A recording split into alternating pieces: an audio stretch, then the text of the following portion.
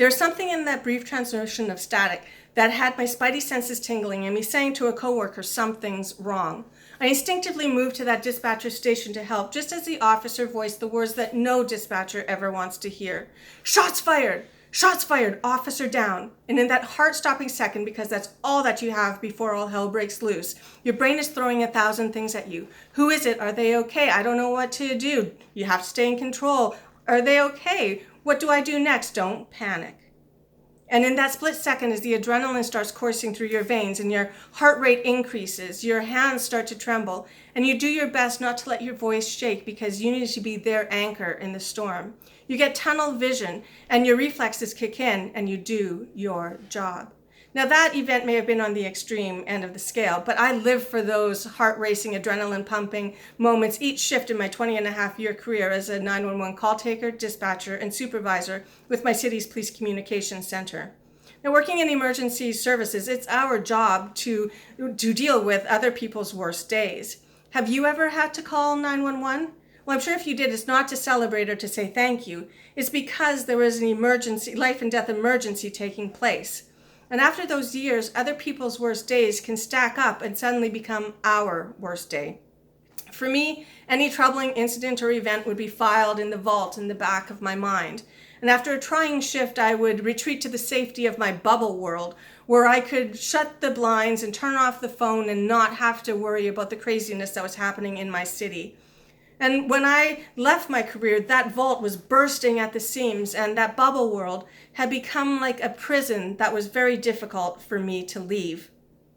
Over the years, people would ask, what is the worst call that you've ever had to deal with? And I would try to brush it off because I really didn't want to have to open that vault for fear of all the memories that would come crashing out like a tsunami wave. And needless to say, no matter how hard I tried not to let it happen, dealing with those tens of thousands of incidents and calls that I did over the years, it had an impact on my mental, physical, and emotional well-being. You see, vicarious trauma doesn't announce itself by knocking at your door. It often arrives silently and in subtle ways. It wasn't supposed to happen to me, but it did. And there was one particular incident that as I looked back on, it was a huge sign that there was more going on than that I was willing to admit. And it was after a major event, and the officers and the psychologists had gathered to review everything, and I had been invited to attend as I was the supervisor in the room when the event took place. When it came my turn to talk, I told myself, you're just going to say your name and your role that day. Suddenly it was like I was having an out-of-body experience. Your words were falling from my mouth like a waterfall that couldn't be stopped. And part of my brain was looking at me and thinking, who is this person? While the other part of my brain was yelling, shut up, stop talking. And what took place was so out of character for me. And as I sat in my car after, emotion overtook me and I cried. Who was this person? Emergency services or not, I'm sure that most of you have had traumatic experiences in your life as well.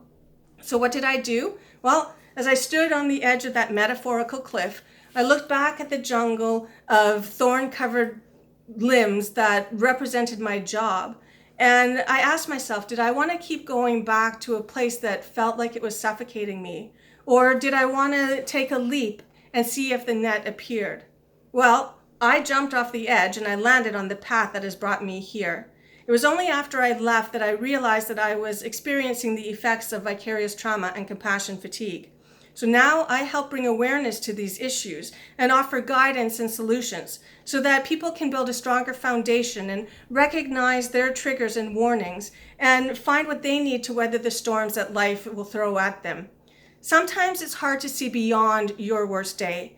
And I want you to know that throughout whatever journey you are traveling on right now, you are not alone. Thank you.